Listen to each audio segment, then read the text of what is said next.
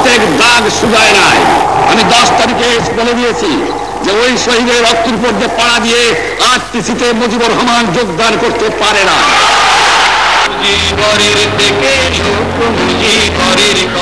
শৃঙ্খল ভাঙার স্বপ্ন নিয়ে বাংলার মানুষ যখন মুক্তির আকাঙ্ক্ষায় উন্মুখ, তখন বাঙালির প্রত্যাশার কেন্দ্রবিন্দুতে যে মানুষটির হিরণ্ময় অস্তিত্ব এদেশের মানুষকে দেখিয়েছিল স্বাধীনতার রক্তিম সূর্যের স্বপ্ন, তিনি বঙ্গবন্ধু শেখ মুজিবুর রহমান। এই মহান নেতার জন্ম 1920 সালের 17 মার্চ গোপালগঞ্জের নিভৃত পল্লী টুঙ্গিপাড়ায়। বাবা শেখ লুৎফুর রহমান ও মা শেখ সাহেরা খাতুনের স্নেহের ছায়া বেড়ে ওঠা টুঙ্গিপাড়ার সেই ছোট্ট শিশু খোকাই একদিন অন্যায়ের বিরুদ্ধে প্রতিবাদী কণ্ঠ, মানুষের প্রতি মমত্ববোধ এবং রাজনৈতিক প্রজ্ঞায় হয়ে ওঠেন এদেশের মানুষের আশা আকাঙ্ক্ষার মূর্ত প্রতীক। 52 ভাষা আন্দোলন থেকে 1971 সালের মহান মুক্তিযুদ্ধ, শিশুটির 6 দফার সংগ্রাম করতে গিয়ে বারবার কারাগারে যেতে হয়েছে বঙ্গবন্ধুকে। কিন্তু জনগণের ভালোবাসা ও আকাঙ্ক্ষার হৃৎমূলে যার অবস্থান, সেই সিংহ পুরুষকে 4 দেয়ালে আটকে রাখে সাধ্যকার। 1970 সালের নির্বাচনের মধ্য দিয়ে এদেশের মানুষ বিশ্ববাসীকে স্পষ্ট জানিয়ে দেয়, বঙ্গবন্ধু অভিধায় ভূষিত শেখ মুজিবুর রহমানই তাদের মুক্তির একমাত্র প্রতীক।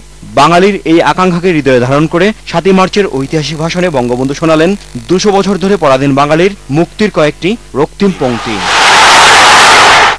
এবারের সংগ্রাম আমার মুক্তির সংগ্রাম, এবারের সংগ্রাম স্বাধীনতার সংগ্রাম। মুক্তিযুদ্ধ শুরুর প্রাককালে বন্দী বঙ্গবন্ধুকে মৃত্যু ভয় দেখিয়েও স্বাধীনতার মন্ত্র থেকে একটু সরাতে পারেনি পাক সামরিক জান্তা।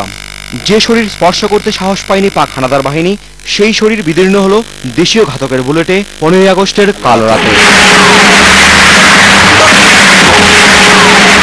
ধানমন্ডি 32 নম্বরের যে বাড়িটি ছিল এদেশের মানুষের প্রেরণার উৎস, সেই বাড়িতেই কিছু উশৃঙ্খল সেনা সদস্য হত্যা করল বেগম ফজিলাতুন্নেছা মুজিব, শেখ কামাল, শেখ জামাল সহ 17 জনকে। রক্ষা পায়নি 9 বছরের অবুঝ শিশু রাসেলও। এই নির্মম হত্যাকাণ্ডের বিচার আজও হয়নি। বঙ্গবন্ধু আজ শুয়ে আছেন গোপালগঞ্জের সেই মধুমতি নদীর তীরে, যে নদী একদিন তাকে শিখিয়েছিল এদেশের মাটি ও মানুষকে ভালোবাসতে।